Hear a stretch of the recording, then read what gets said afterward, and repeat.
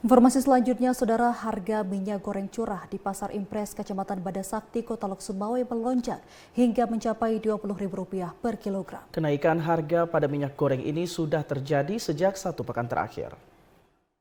Sejak 1 pekan terakhir, harga minyak goreng curah di Pasar Impres, Kecamatan Badasakti, Kota Lok Sumawwe melonjak tinggi.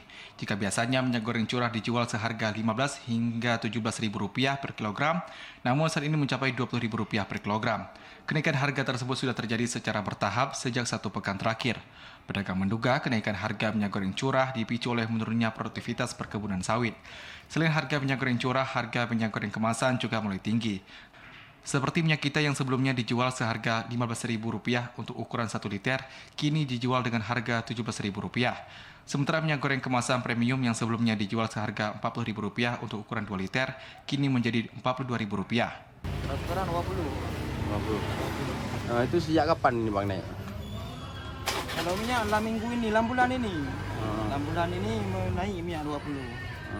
Biasanya 18, 19. Ini harga tertinggi atau seperti apa nih Bang?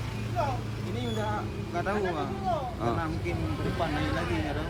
Sebelumnya pernah harga sampai Rp20.000 ini Bang? Kenaikan harga minyak goreng ini pun dikeluhkan oleh masyarakat, terutama para pedagang jajanan yang merugi akibat tingginya harga bahan pokok tersebut.